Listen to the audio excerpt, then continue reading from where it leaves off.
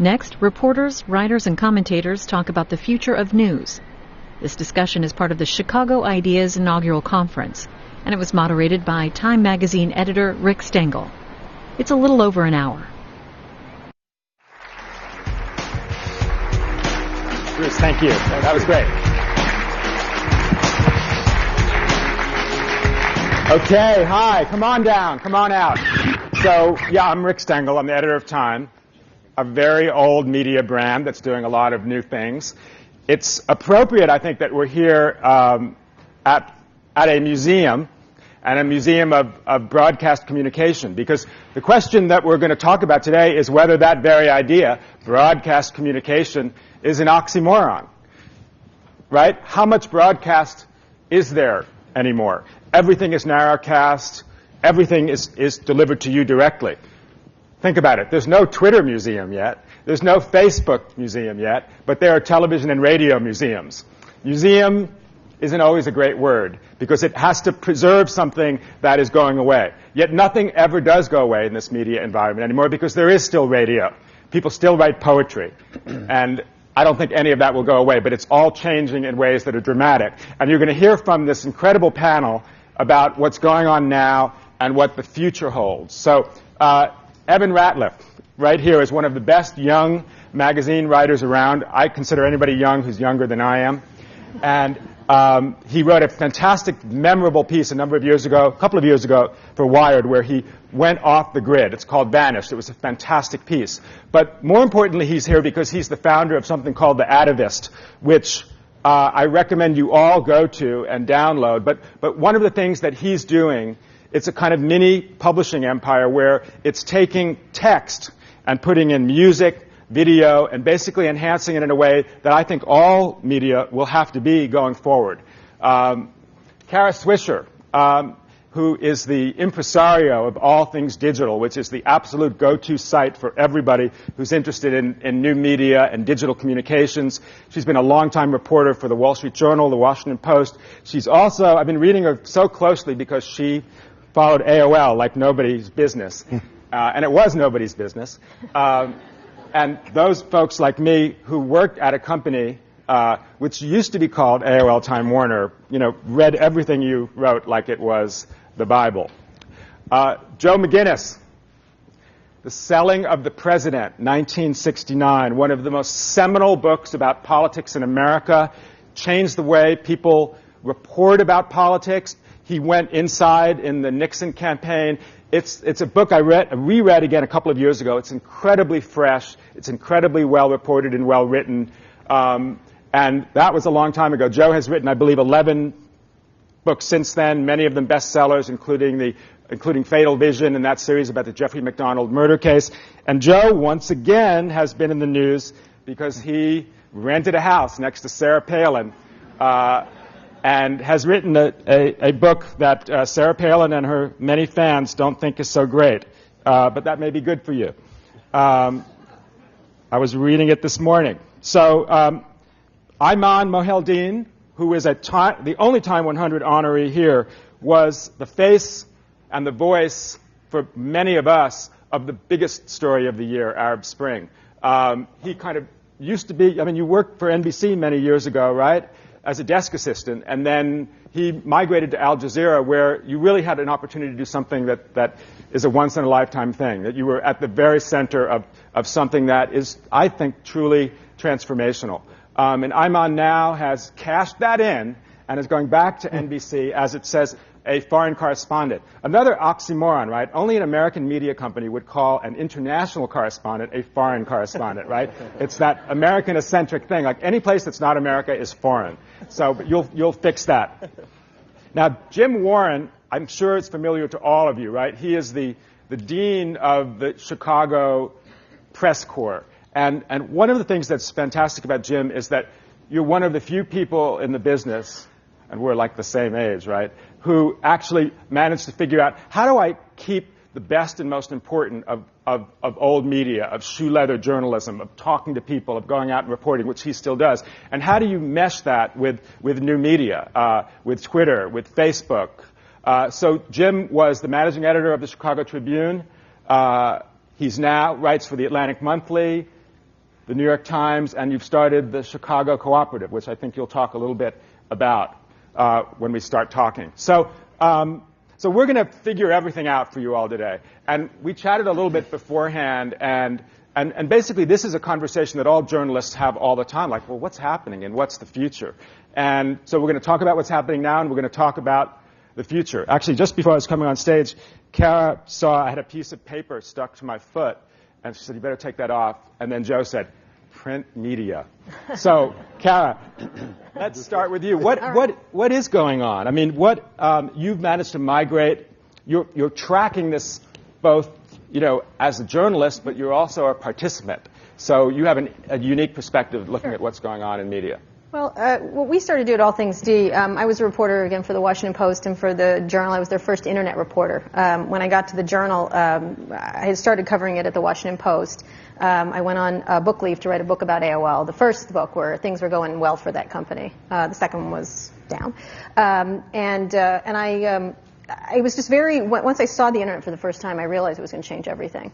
And I was very, almost just adamant that this was the end of newsprint. It was the end of everything that I was doing at the Washington Post, which is an amazing place run by a terrific family, the Grahams. And when I was walking out the door, Don Graham said, why are you leaving? Why are you leaving the Washington Post? And I said, Don, the water's rising and you're on a lower plane than the Wall Street Journal. So I want to go up and then I'll leave that when I feel like the water's rising there. And one of the things that was really important to me was that news organizations did not understand what was happening. When I got to the Journal, I was the only internet reporter. Literally everybody else was covering chips or whatever in tech.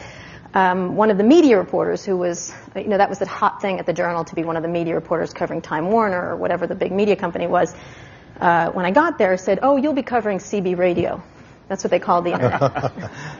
And I said, the internet's going to kill you. You and your beat and everything else about it is just going to be washed away.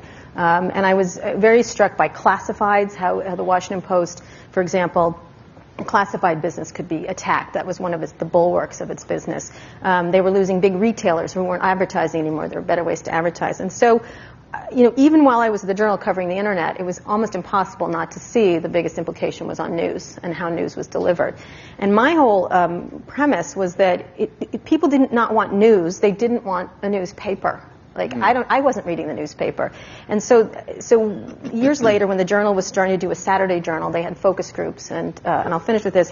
They had focus groups on the Saturday Journal and what people liked about it. And I thought the Saturday Journal was homework. I was like, oh, great, I have to read the Journal on Saturday now.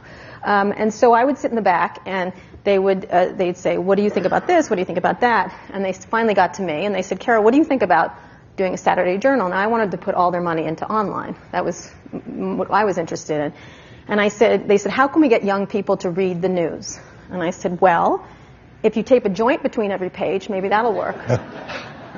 And they kicked me out of the focus group. That would burn up the paper. It would be fantastic. What are you talking about? And it would give you a whole new perspective on Warren Buffett. Yeah. So, anyway, so I just kept pushing it. And so finally, I was just going to leave because they didn't want to fund a blog that I wanted to do. I wanted to do a thing called a blog, and the publisher didn't know what a blog was. And so we pushed. What year was that? This was 2001 or 2. Yeah. And I was really pushing them, and Walt Mossberg, my partner, and I really essentially threatened to leave and said, we believe in this. We believe this is the way it's going. And there was a very smart executive there, Paul Steiger, who was the editor, another one who funded it and let us do it. And it's worked out very well, but it's still a struggle within the Journal and within the Dow Jones empire for everybody to understand how quickly everything is changing and how you can do more with less. And that struggle, alas, is what lots of people in traditional media worry about. They think, well, is it going away? I find it a kind of a strange question, because never in the history of the world has there been more information available to more people in greater amounts, in greater depth, in human history. I mean, it in some ways is the greatest age of media. We just haven't figured out how to charge for it and make money for it. And Jim, so you have a foot in both camps. How is that going to work? I mean, how will traditional media survive? Can they charge for it? I mean, one of the things that we've seen on the web is that people like brands. They like the Washington Post. They like the New York Times. They like Time. And they're pretty much indifferent, as Kara said, to the form that it takes. They don't have to have it on paper. Well, I do think it's fitting that newspaper relic that I am, I'm here in a museum. Unlike Kara, did not see any of this coming, was clueless, and like much of the newspaper industry, did not see it coming.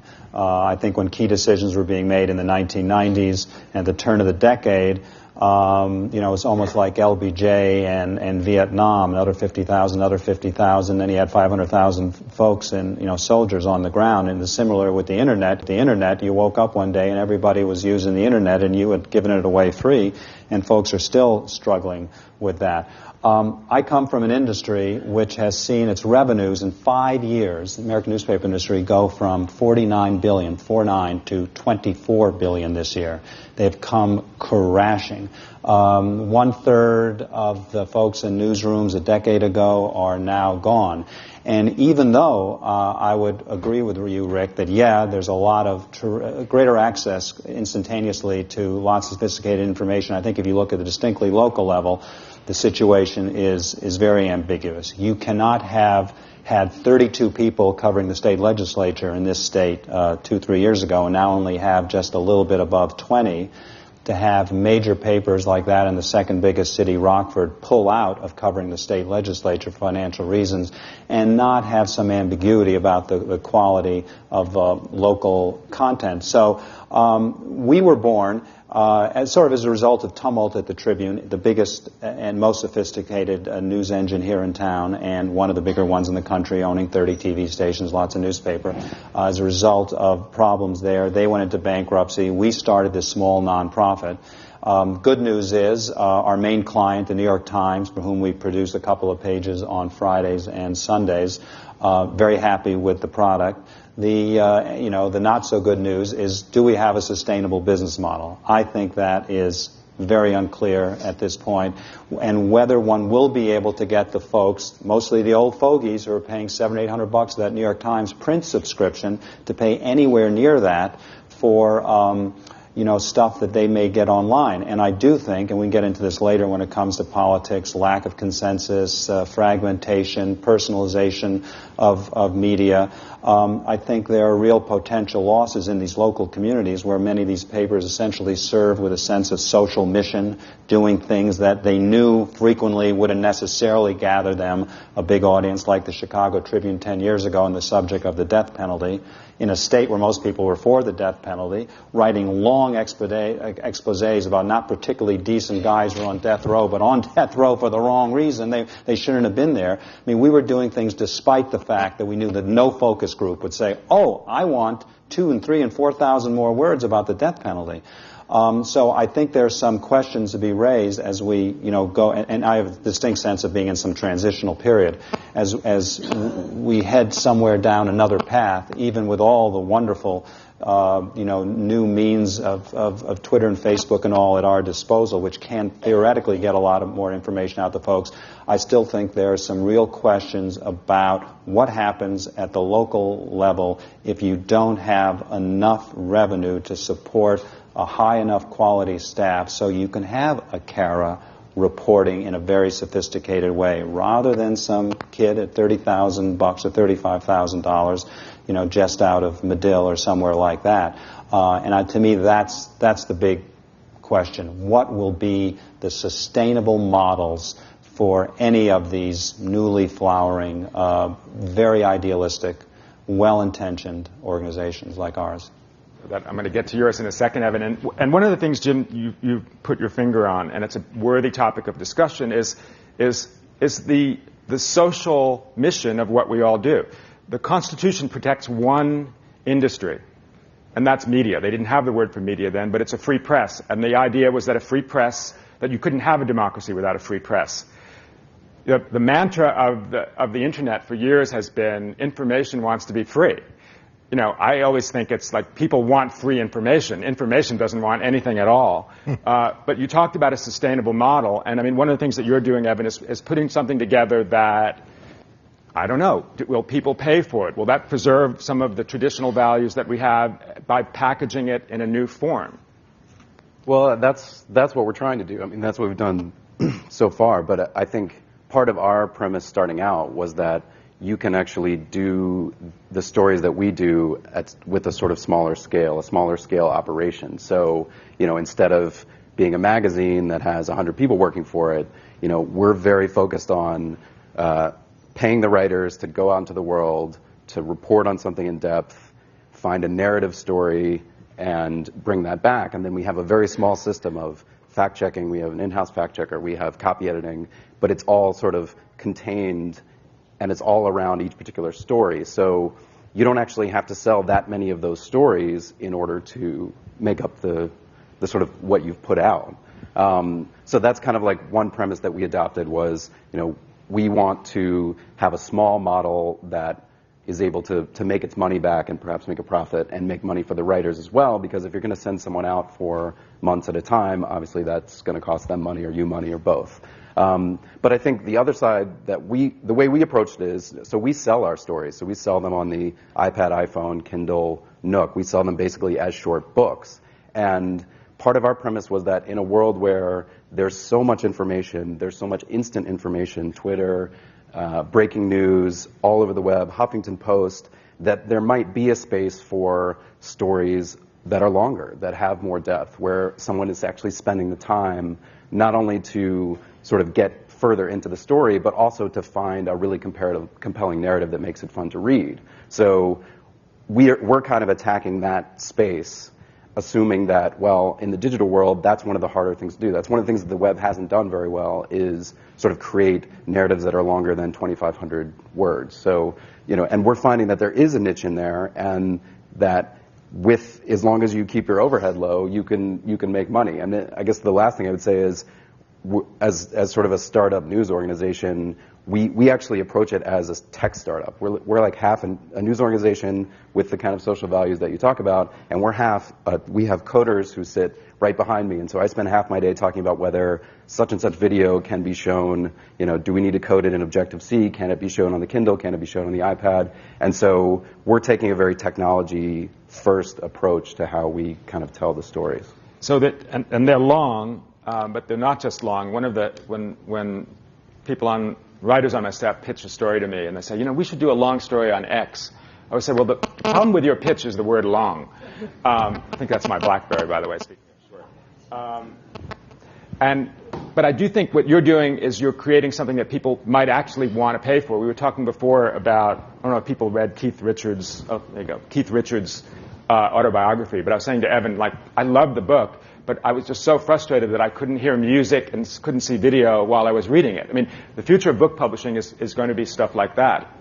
But Joe, speaking of long form, you're a master of long form, and you've been doing it a long time. And even, the Selling of the President, which I talked about in the beginning, was about how people shape the views of the audience in terms of the content that's produced. One of the controversies that your book has pointed up is this idea that in the new media world, people can't, because it's all pull and not push, you just can find the point of view that agrees with you, and you're not forced, like in the old days, to read a contra opinion. Is that part of what has spurred the reaction to your book? Well, I'm not so sure about that. But I do think, I sit here as sort of the dinosaur in the room here. Probably the only person here is collecting Social Security. So I have, but that doesn't mean I'm not interested in the future. I like to think I still have a future. However, the kind of work that I've been doing for 40 years has been dependent on the economic model of publishing, reaching an audience with a particular book that makes the publisher feel that if they want to invest in your next book, they're not just throwing money down a drain. So it's dependent on the audience reaction. Some books that I would love to write, I know I can't write because I could never get a contract to write them because the potential audience is simply not big enough. One of the other things that has happened over recent years that I think has been a real step backwards has been the failure of magazine journalism to sustain itself. Back in the Selling of the President days, there were so many magazines, weekly and monthly, Harper's, The Atlantic, the Saturday Evening Post, that printed long-form journalism. that word didn't exist, but stories. And almost all of them have gone by the wayside. I have a friend named Tom Juneau, one of the best magazine writers in America, works for Esquire. And we were talking recently about a couple of story ideas, and I said, gee, I wouldn't, that might be an interesting thing for me to do for Esquire. He said, well, Joe, we're just, they're not hiring any outside writers. It's all being produced by the staff. So what does a writer like me do if I have a story that I want to tell that a magazine is not going to want to, magazines aren't there anymore. The last magazine story I wrote was about Sarah Palin's non-existent natural gas pipeline. This was for Condé Nast Portfolio. It was in their next to last issue. I didn't quite close it up, but I came close. Nice work. I spent 3 weeks in Alaska researching that story, and without padding, my expenses came to $12,000. Now, most magazines won't even pay a fee of $12,000 anymore. So what's the writer to do? This is where I look at the gentleman sitting to my right, and I look at Atavist, and I say, this is my savior. This is the new model that can allow people like me to continue to do the kind of work that we'd like to do. We don't have to get a huge advance from a publisher and make our decisions based on what's going to be simply commercial. We can tell the stories we want to tell, reach a smaller audience, but he can make money out of it because he doesn't have the big overhead. I think that something like Atavist is one of the most dramatic steps forward for this dwindling band of nonfiction writers. There's very few people who support themselves solely by writing anymore. I have a lot of novelist friends who always said that the one thing they would never do is teach. And I can find them now on faculties all over the country because they can't sell their books. So now they're teaching. And likewise, the kind of work that I'm doing, most nonfiction books are not written by people who make a living out of it. People are either connected to an organization, like Kara writes a book, she writes an excellent book, but she doesn't make her living as a book writer. The book is something extra. John McPhee, who's written some wonderful, wonderful books over the years, he works for the New Yorker. That's how he makes his living. The books are a supplement. There are very few people. David Halberstam was one. Gay Talese was one. David, of course, is tragically dead. Gay is still working, but not many other people are out there. And no new people are coming into writing nonfiction as for a living because there's no living to be made out of it. If it's not a celebrity biography, which maybe we think Sarah Palin is a celebrity biography, but basically the kind of books that the best nonfiction writers have always been interested in writing, the market seems to have disappeared, not entirely. Obviously there are good new books that come out every season, but for the mid-level, the mid-level writer who isn't a star, isn't a guaranteed bestseller, the publishers aren't willing to pay the money. The magazines aren't there anymore. So we need something like Atavist to keep this tradition of journalism alive. And there are other new forms of that. I mean, Kindle singles, ebooks. I mean, one of the things that we've done at Time, particularly when a cover story comes in that's way too long. Like we had a cover story by David Vendrelle about new thinking about the Civil War and the South today. It came in at like 10,000 words. We were only going to run 5, but then we gave the full version and became a Kindle single and a bestseller. Didn't make a lot of dough, but that's in the future. So Ayman, I want to turn to you. You're the one person who started out in what used to be a new media, television or broadcast journalism, but I'd love to know how it has changed for you, right? Because nobody can just do one thing anymore, right? I'm sure you have pressure to tweet, to blog, to write stories online. I thought one of the very smart things you said about going to NBC is that NBC, unlike the other broadcast networks, it has a 24-hour cable network, it has a MSNBC website, it has a whole panoply of things, but all that means is you have to do all of those things too, right? Yeah, absolutely. I mean, I think, in my perspective, I think there's a huge difference between information and knowledge. We all sit in this room and a bomb can go off in Afghanistan and within minutes we're all going to get it on our messages and Facebook and Twitter and what have you. But very few of us will ever understand why that actually happened. And there's a difference between knowledge and information. And there's a difference between media and journalism. I think at the end of the day, good journalism will ultimately sell. What we're really challenged with now, and what I think the American public has grown frustrated with, is one-way journalism. One-way journalism is where the journalist stands in a very formal setting, holds the microphone, and tells you what is the most important story that they think is the most important story. But it may not be what you guys think is the most important story. And what's changing now is the fact that there's a much more viewer-reporter involvement. And so many times, I mean, just even coming out here, I tweeted and asked people, you know, what do you guys think is the future of journalism? And I got a tremendous amount of feedback from people who would say to me what they think the future of journalism should be. I think what technology has shown us is that if there's a good product, people will buy it. I mean, that's what iTunes shows us. That's what Kindle shows us. That's what, anytime there's a good product online, people will be willing to buy it. As a journalist, I think technology has been instrumental in my success as a reporter because I use technology as a two-way street. I use it to news gather and I use it to disseminate. There are so many times in the Middle East where, you know, something is happening in Syria. Journalists are not allowed to get into Syria. There's a military attack taking place in a small village, and I can get on Twitter and message to the 50,000 or so people that follow and say, can somebody give me the contact or eyewitnesses of people that are in Homs? And within seconds, I will get people saying, here's a number, here's a contact, here's somebody that you can call. So I will get that information, I will call that person, I will do the journalism part of it, which is verify, report, and then use the very same technology that I used to get that information to put it back out online and to disseminate it to the public.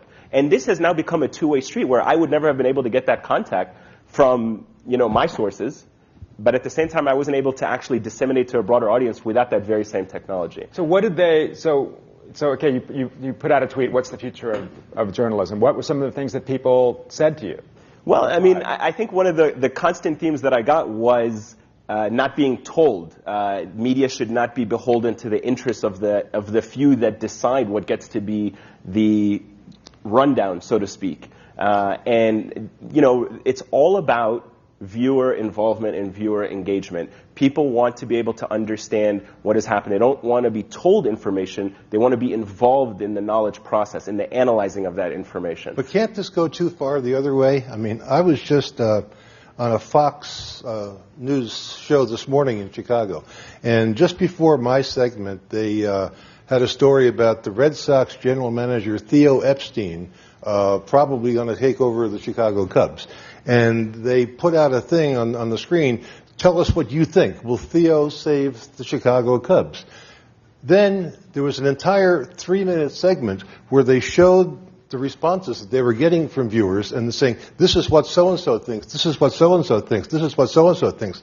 Well, of what value is that? I mean, that's engaging an audience, yes, but it's to me, it just was like wasting a lot of time. I mean, one of the things, I mean, this is it's discouraging in a way. I mean, if you look at all the surveys that have done about Internet use, and you look at sites like Amazon, people trust peer evaluations more than they trust traditional kind of journalism. So, Jim, I would turn to you. I think you're trying to get in here, but what I wonder is, do people even understand what journalism is and what role that it plays, and if they value the opinions or views of their peers, what role is there for somebody, a Mandarin like yourself, you know, talking about, you know, what's important and why? Yeah, I mean, I think there's less and less a sense of that and what are trustworthy sources versus untrustworthy sources. I think it's a complicated issue, and it also deals with the educational system, the lack of civics education, people not knowing the difference between, you know, the person blabbing on Fox or MSNBC and somebody like Kara who may have taken 2 weeks to, you know, assess a problem. I think we are also partly to blame if you take an area like political coverage. I think we have simply taken the political system's obsession over the last 20, 30 years for making mountains out of molehills, for going negative, and our obsession with tactics and strategy has fed right into that, and you've got a big echo chamber. If you look at a lot of the debate coverage of the Republican debate this morning in lots of mainstream media, including the Wall Street Journal, including the New York Times, the Washington Post, you will see stories about stagecraft, about artifice, about how people were trying to position themselves. I went, because I had a 2-year-old who was friggin' up at 5:30 in the morning, I got to read more of this stuff than I had planned, and it wasn't until I stumbled upon a Bloomberg story, they were a co-sponsor of the debate last night, that I learned not only what these guys were saying on some substantial economic issues, but a very quick, seemingly sophisticated analysis of what they were saying. That when Romney says that the Obama health care plan costs $1 billion, it's BS.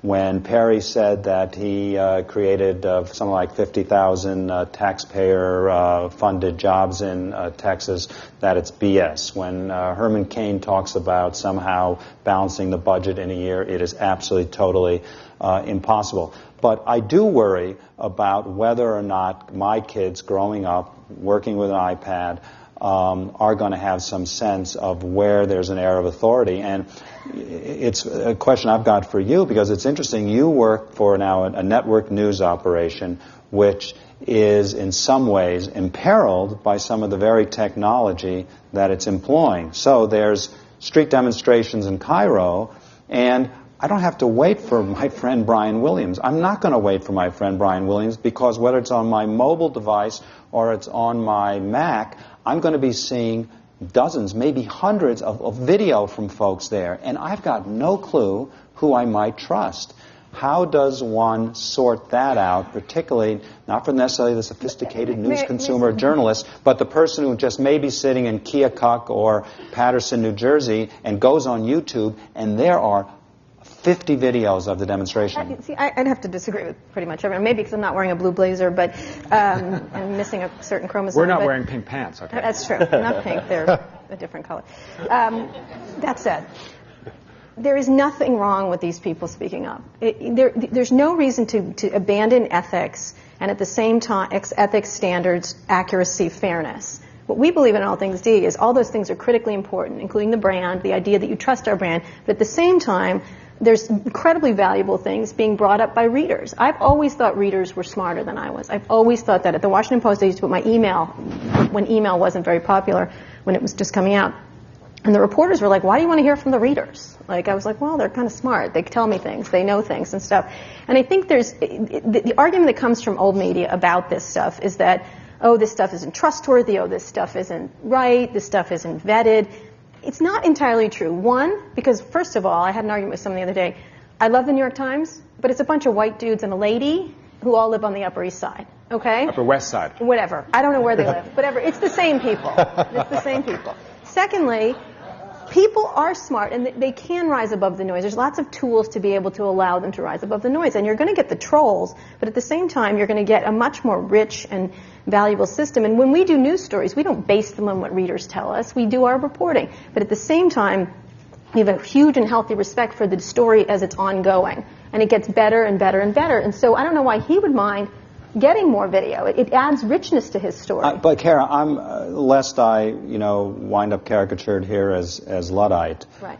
My question simply is, old dude who doesn't like who's shaking his fist at the internet. and as a white dude who grew up on the Upper West Side, and is wearing a deep blue blazer. The tie is fantastic. Thank you. Yeah, got in London. Question is, I think it's great that all that stuff is out there. That there's in some ways destruction of a small group of folks as the gatekeepers. I think there's the populism and the lowercase democracy to it all is salutary. My question is, tell me about the business models whereby this fellow and Brian Williams can make the sort of money telling you about what's going on in Cairo in a day in which you've been submerged with folks on the street. I want you to weigh in on that. But the thing is, just talking about the importance of that, and you will talk about this, but the time that Twitter kind of blew me away was with the Iranian uprising like 4 years ago, where people were tweeting in real time about what was happening.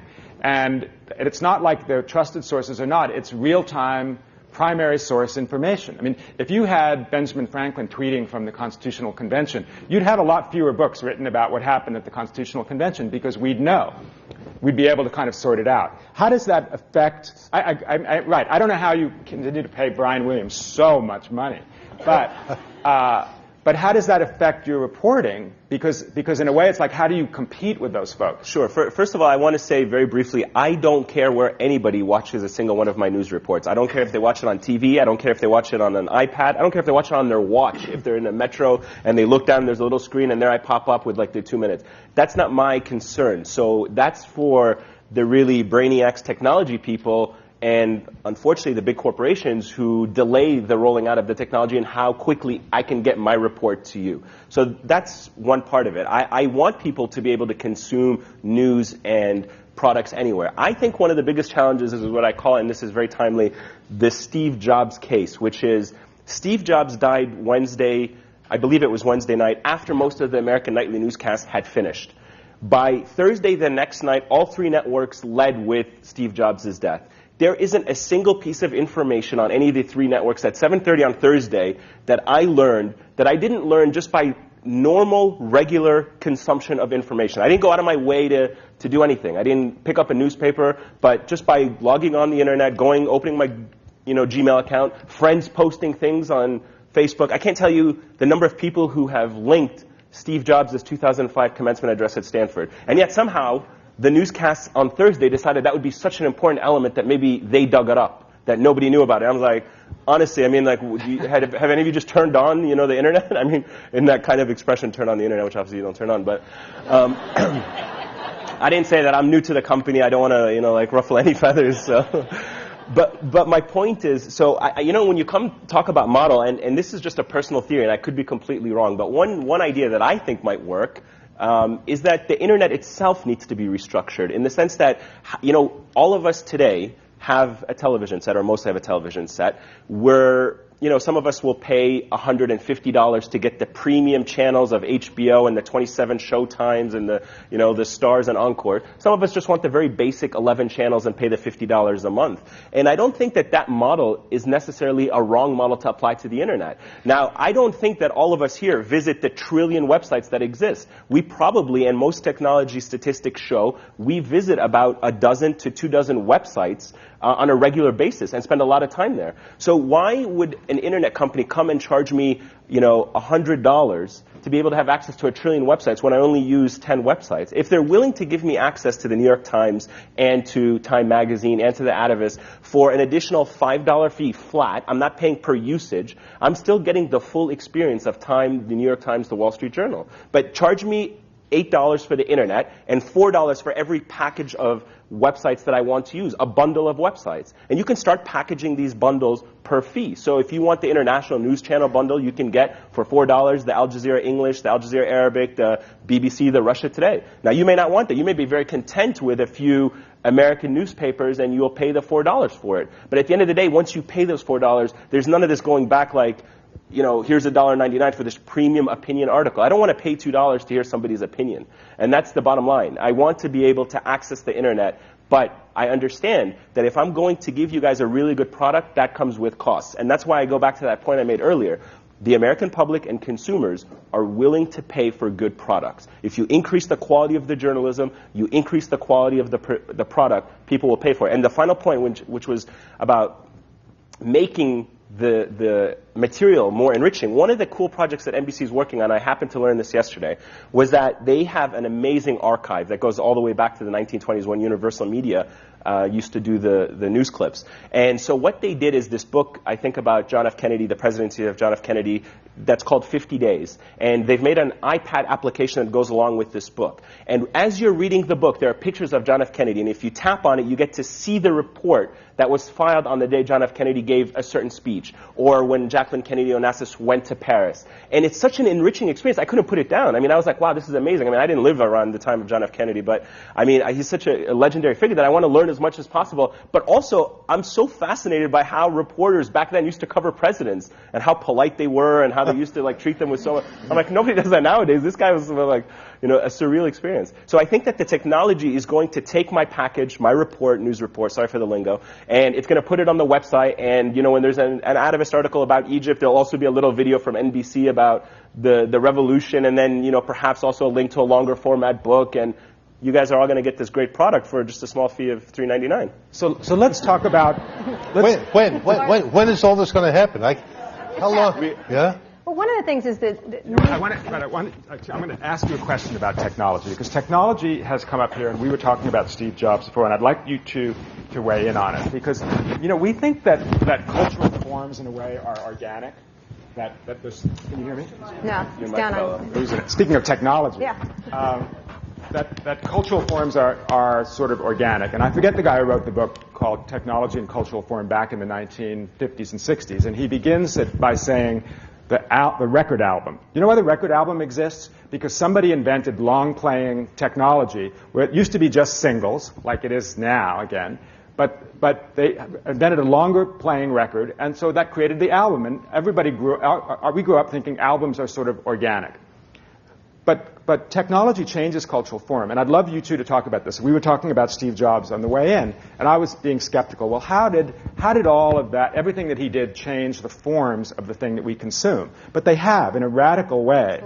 And I'd love you to talk about that, because I think a lot of us old media types think, well, what is the value of a tweet that's only 140 characters? But believe me, 20 years from now, they'll have collected books of the best tweets of the decade. I've already done that. But well, you can also get now charged $25,000 if you're a celebrity to tweet a product and endorse it. So the Kardashians are geniuses. I by was the way, gonna they're say, leading the way. The Kardashians. Follow them. All right. For $25,000, you can get Kim Kardashian to endorse a product. You'll be fine. She has a credit card. Did you know that? That woman is a visionary in some respects that people should learn from. She's horrible at the same time. But here's the thing. One of the things I always say when I give speeches, old media, when I go to old media events and talk to speeches, is a lot of these formats, or the way formats are, is because the media likes it that way, not because people consume it that way. And what's important, I always start every speech by going, the kids love it. The kids love the internet. They love their iPhones. They love their mobile. Stop arguing about what would happen. You don't have a right to be in business. The way the media should cover itself, the way it covers Groupon. You know what I mean? Good God, the kind of stories on Groupon, including myself. But I mean, they feel like they have a right to exist and not have economic realities imposed on them. So one of the things that they don't want to do is adapt to the way people want to consume media based on the technology. And people like smartphones.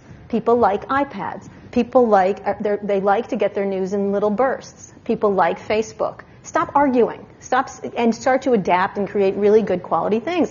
And so the technology is important. This smartphone, what you're carrying in even that old BlackBerry you got, what you're carrying there is a more powerful computer than you had 10 years ago. A powerful computing device where you can get almost any piece of information. It's gigantic opportunity for media to take advantage of it. And they just have to stop saying, well, I wish it wasn't so, and I wish it was, and start to do things like what the activists doing, what we're doing. We don't get rid of quality, and we don't get rid of accuracy, we don't get rid of fairness, but we adapt. We don't make as much money as Brian Williams. Maybe Brian Williams shouldn't make as much money. Maybe nobody wants to watch Brian Williams. That's too bad for Brian Williams, but it's not bad for the consumer. And so you have to start thinking, what do people want to have, and how do they want to consume their devices? So what the technology is doing, and I've been saying this for 10 years, and people would argue with me, but people are not arguing anymore, that the visual image is replacing the written word as the basic unit of communication. That because technology now enables us to see everything as it's happening, to go back and see the coverage of JFK and not just read about it, who wants to read about it? Because it's a more immediate impact to actually see it and to hear it. The written word was a way of explaining things to a reader, but if you can show them and tell them through live action and through visual imagery, it's much more powerful. And, basically, the printed word has had a good long run. It started with Gutenberg, and it's run up until Steve Jobs. And now I think that phase is ebbing, and it's being replaced by something new which will be much more visual in impact and which is much more suitable for the new technology that we have. You use all of them. He uses all of them, though. Yeah, you're right. You're uniting all of them. But what I take exception to about that, Joe, and it may be a temporary thing. I mean, the rise of email, more people around the world typed more since the rise of email than any time in human history. Like, I learned to type when I was 18. My kids learned to type when they were 8 and 9 years old. They've already written more emails than I probably ever wrote at that age. But on their little iPads, or iPhones is pretty tough to type. You know, maybe if you're a little kid you can do it, but I had to give up on my Android phone because I just couldn't type on those little keys. So I have an iPad now, but even there, you know, I'm just not dexterous enough to Maybe it's that you don't have to choose. I mean, that's what it kills media that they have to think that the consumer can choose. Right. If consumer wants text, they can have text. If they want video, they want video. If they want audio, they want audio. If they want, there's a site called Pinterest, which just got huge funding and it's worth $200 million for some odd reason. You know, you just pin pictures of things you like up, and everyone talks about them. It doesn't matter. Like we have to stop arguing about the media, like how it's coming through, and realize you can do anything. That's right. And if I can just add to that, I mean, I completely agree with you, but one of the biggest daunting challenges that I think journalists face with that they haven't come to grips with yet, especially the key decision makers, is they're really annoyed about the fact that when they make a rundown, they are the ones prioritizing the stories, which none of us in this room may think are the important stories. So they may decide to lead with this story, when in reality everyone in this room thinks something completely different. And so what's the first thing everyone's going to do when they see that come up as the lead story? I don't think that's the lead story. Change the channel. I don't want to waste my time watching a 3-minute report about the weather when I don't think the weather is the most important. But how do you get around that? Well, But consumers are. They don't care what you think. I mean, they don't care what I think. But so you're saying that, so the evening news, well, which is a dinosaur, but even that idea that there's a hierarchy. There's a hierarchy in the evening news. There's a hierarchy on the front page of a physical newspaper.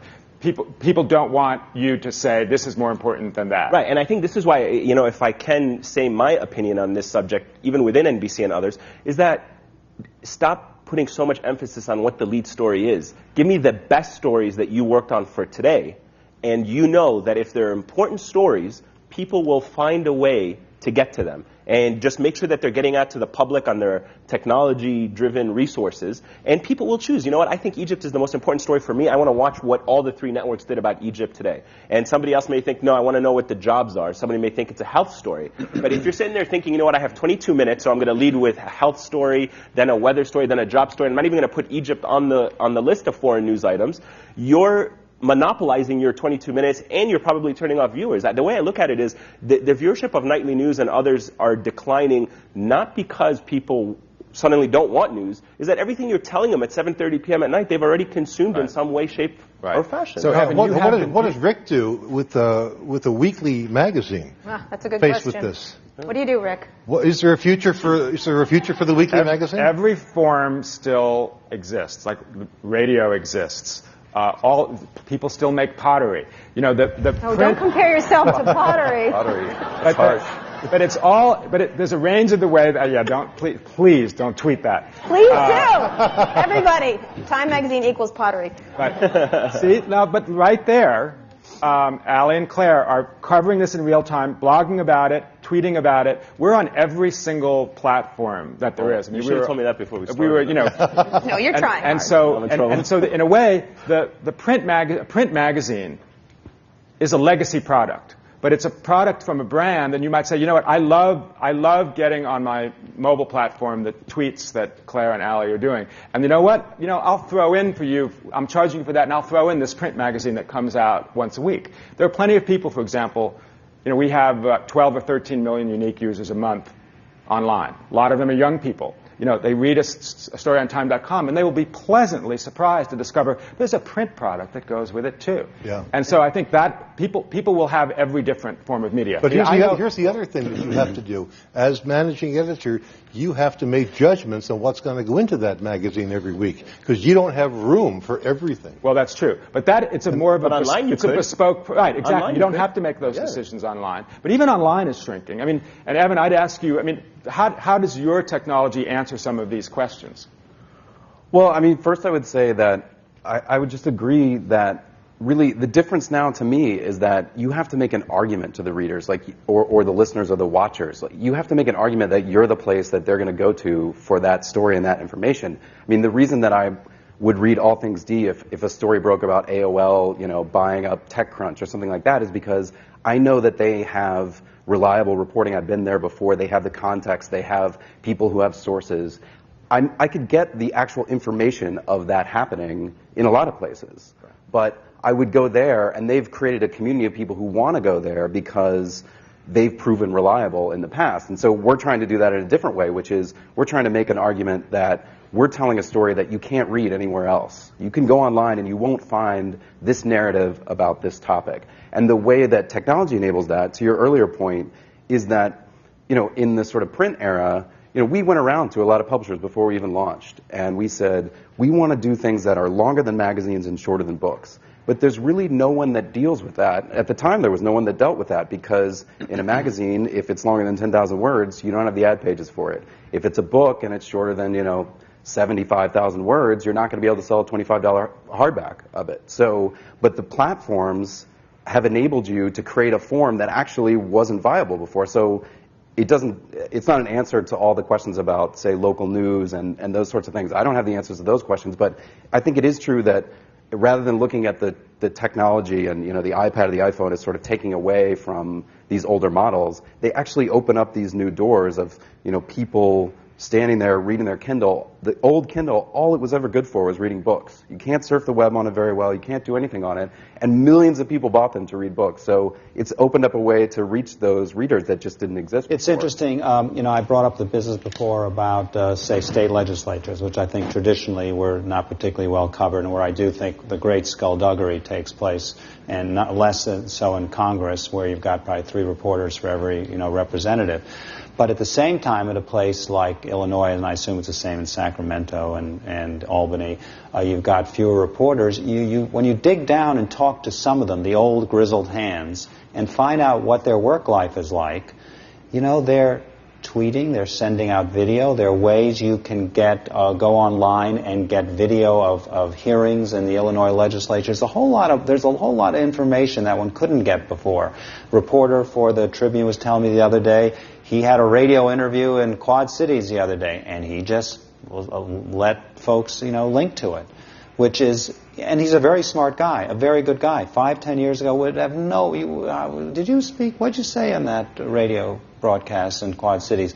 So there's kind of an interesting, tension here with sort of the challenge of diminished resources and the upside of the technology enabling you to do what people really want, which is get the stuff real fast. And it'll be interesting to see, especially, Kara and Evan, in an era of personalization where you're sort of spending money on what you think you want, what happens to these sort of traditional lower priority items, the Illinois Department of Children and Family Services and stuff like that, because you can't imagine many people spending much money to get stuff on that. But it was there once upon a time, even if you picked up the paper on your way to the lifestyle section or the sports section, you might stumble into that little expose about the screwed up foster care system. So it'll just be interesting to see what happens. It's interesting because I think about resources a lot because I don't have a lot. I don't get a lot from very wealthy News Corp. I wish they would give me more. But we do a lot more with less people. It's just the way it is. We didn't, I worked in the Washington Post newsroom. I love the Washington Post. I love the Wall Street Journal newsroom. But there were a lot of people there doing a lot of nothing. You know what I mean? A very expensive lot of nothing. And so you can really pare down. And I pay my reporters better than the Journal pays. They don't know that, but I just said that. We have great healthcare systems. We do everything, but it's like 5 people versus 25. Okay, 5 people who are really dedicated and passionate about it. And I don't work them any harder than I worked when I was a Journal reporter.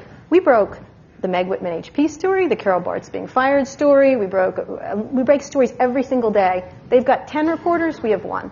How does that happen? How does that work? Is it because we're smarter? Is it because we're working better? New media just has to realize that, besides the fact that consumers want what they want, and that's something you should respect, you can do it with a lot less and in new ways. And I do think there'll be someone who'll cover the Illinois legislature better than some of the old reporters used to. I mean, come on. It's easier now. I mean, in the sense that, and somebody who wants to find that can find it. I mean, I don't remember exactly when we first met, but the first presidential campaign I ever covered was 1988. I don't know if you were out there then. But in 1988, I had 2 suitcases. One had clothes, and one had all the position papers, all the speeches, all the white papers of all the candidates. I carry that around, right? Because this is the information, the coin of the realm that we needed. And as all of us who've covered presidential campaigns know, you go to a whistle stop, the candidate gets up, and about 20 minutes before they give you the text of the speech, or they used to in the old days, and you'd be standing there reading it, and there would be a little, rope barrier there, and voters, actual American citizens, would look over and go, hey, where'd you get that? How could I get one of those? Well, you can't, because I'm doing something exclusive. Now, every voter in America has access to way more information than we had in the days when we had information that seemed exclusive, right? You know, candidate's website, every speech, every position paper. He's blogging, he's tweeting.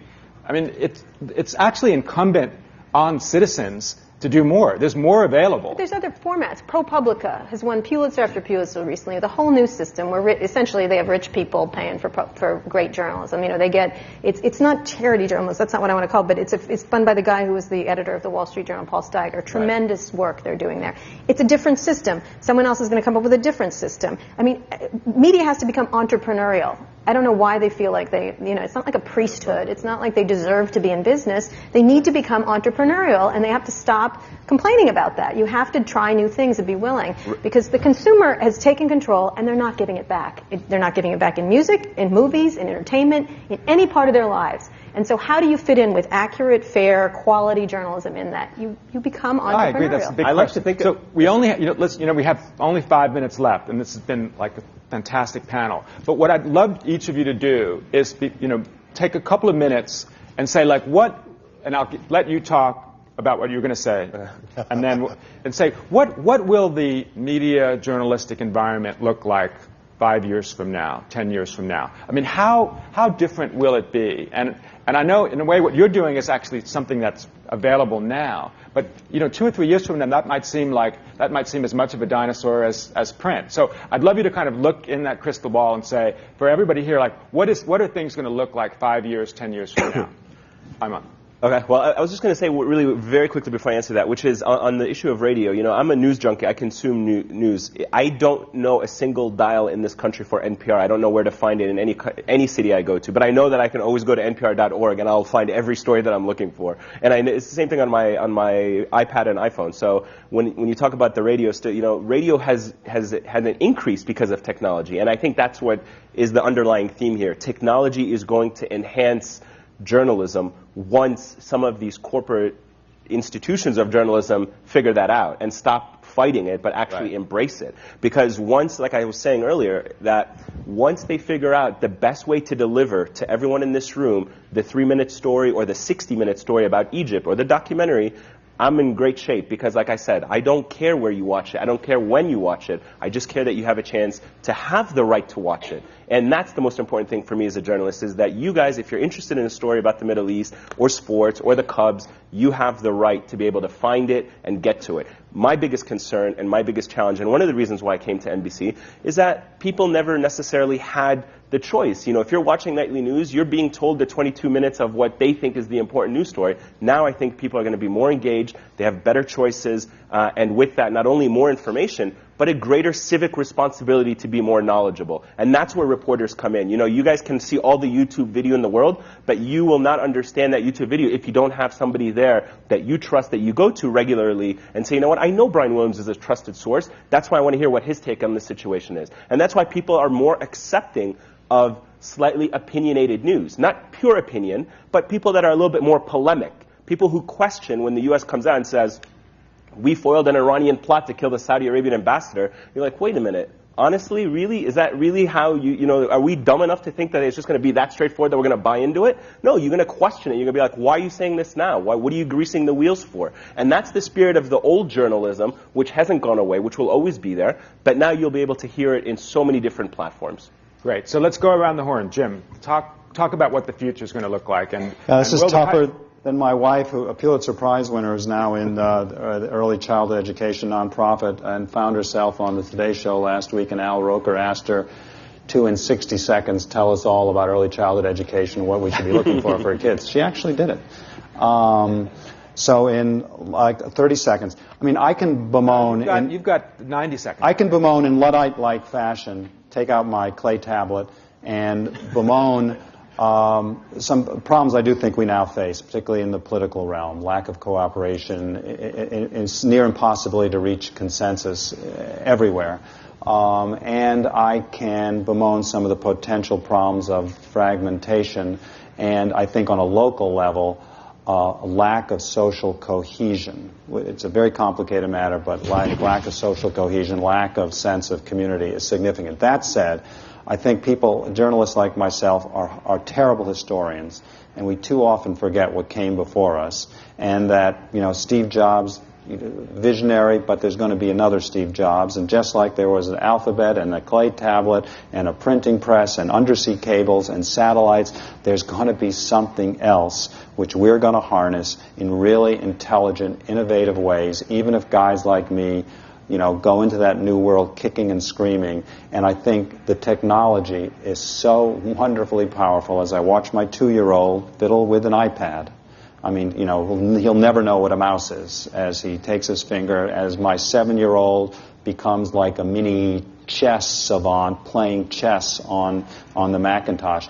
I think there's a wonderfully bright future. We'll figure out some ways to get people to pay for quality, and we'll harness this technology and get it to people where they want it. And whether it's Kara's stuff on Silicon Valley, your stuff on Egypt, or Joe on Sarah Palin, or Evan, a 15,000-word piece on poverty in the Horn of Africa, it'll be easily accessible, and I think a golden era potentially is beckoning. Right, Ayman. I second that. I mean, I answered some of that in my previous one, but I completely think technology is the key, and all of the examples that you just gave, at the end of the day, it's all about you. It's all about the viewers to have the right to choose, and that's my main concern, is to have the viewers empowered to make the choice of how and when and where they consume the journalism, because that's never going away. People will always be inquisitive, they'll need to understand, they want to make sense, and they're going to become a better informed citizenry with those choices. Joe. I'm not quite so optimistic. Because that's I because think you lived next to Sarah Palin for a year. Well, that could be. Yeah, I learned to keep my head down. Yeah. But people have the right to choose, and as there's so much more to choose from, they tend to choose what reinforces what they already believe.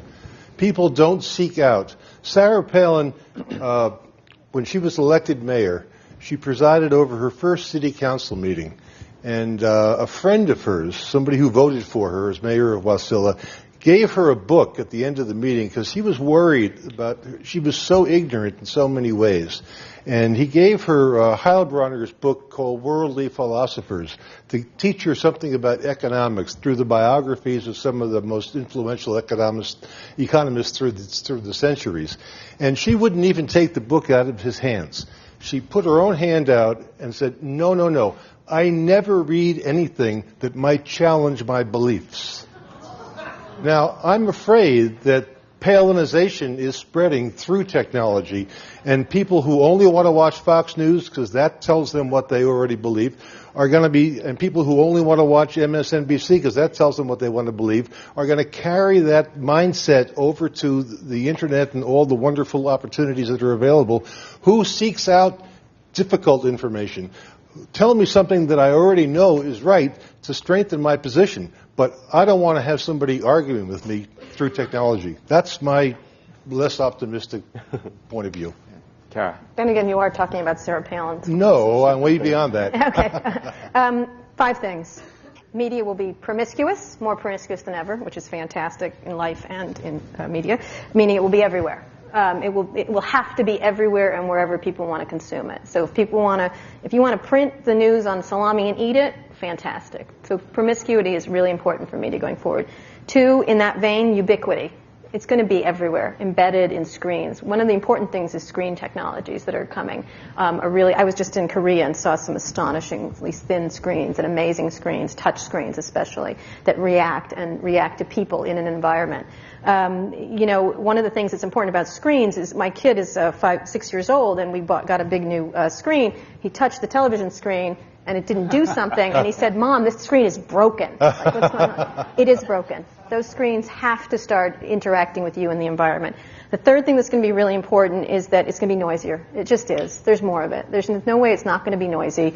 That's okay. You can't panic when it's noisy, because I firmly believe, in our bet at All Things D and at different places, is that quality does rise to the top, and people want quality. They just, you don't want bad milk. You don't want bad water. You just like, oh, please, let me buy a bad quart of milk. Let me buy. People do care about quality. And so there's a certain audience that cares about it. There's always the Sarah Palins of the world. They do become more ignorant. I don't think people were trying to seek out differences before. I just don't think they were necessarily. I know my grandmother certainly wasn't. And lastly, the most important is that you have to be entirely flexible and entrepreneurial. If you don't, you won't exist. And you have to change and take some lessons that come from Steve Jobs and from Silicon Valley, that failure is really important. It's okay to fail. It's okay if certain things go away and something else will replace it. And you have to get used to that in this paradigm, because this is how people are consuming it. And it's kind of like arguing against just cars, you know what I mean, or highways or something like that. It's very hard to argue against that. They've had their negative parts, but it's also made our society better. And one of the things that's critically important, which I think is just horrible, is our federal government, in terms of this, has lain down on the job. Korea, China, all these other societies place a big important part on technology learning and math and science, and getting all these technologies, broadband, high-speed internet. We're the highest prices in broadband access for people widely in this country, and I think we're like number 26 in terms of quality and in terms of speed and everything else.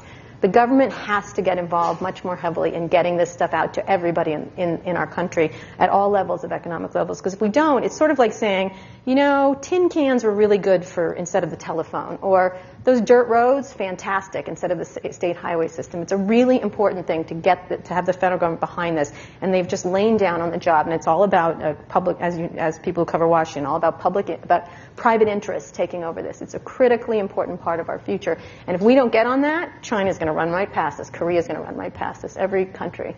Well said. So. Evan. So I think everyone's covered it very well. I would just follow up on the entrepreneurial point, because I think that there is going to be a sort of rise of smaller news entities, literary entities.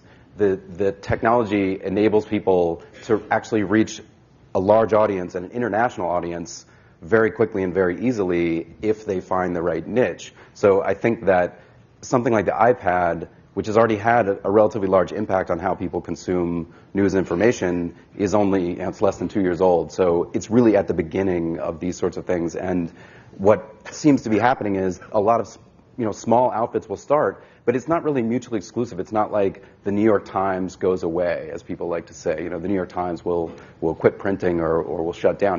The New York Times they're on top of things now. They know the impact that technology has, so they co-opt things that they see in smaller organizations. And I think that you'll see this mix of the rise of new organizations, whether it's us or someone else puts us out of business in 2 years because there's something we didn't anticipate. But it's just moving a lot faster. But I think it's exciting because it enables smaller organizations to actually do quality work and find an audience for it. And in the same way, I think, to Joe's point earlier, there might be a little bit of a return of the author, of the professional writer, in the sense that it's possible for individuals to even create their own small models, to go produce their own work, whether it's direct to Kindle or, on the web, and find ways to even, make money off that work. It's not maybe the same money you get from a book advance, but I think that it's sort of spreading out and it's offering new opportunities at the same time that it's sort of taking down some of the older publishing industry or news industry. Well, I'm actually incredibly optimistic about the future. I think that there'll be more and different ways of information that's available to people. We have to be agnostic about what form that it takes, and I think there'll be actually new forms that will be created, new kinds of journalism, new kinds of content, nonfiction and fiction, that will revolutionize the way we think about things. Someone was saying that their 2-year-old was just swipes everything that she sees. I mean, we're moving into a new era, which I think is actually fantastic. We just can't keep looking backward. There'll also be but jetpacks. I'm sorry. There'll be jetpacks for everybody. Okay, good. Well, they thought that the Jetsons. I'm going to leave this with this notion now. I'm going to, because particularly as the lunch hour is beckoning. Can I get a decent news on salami sandwich? I wonder if I can get some decent. Delicious. And you have to be promiscuous about it, too. the right way to think. Okay. But the one thing I know about the future of media is that if we don't have the incredible content produced by the smart, talented, competent people up on this stage, then all is lost. But I know that will be true, and I want to thank you so much for being here. I thought it was a really fascinating panel. I learned a lot, and all of you, please keep on doing what you're doing. Thank you. Thank you.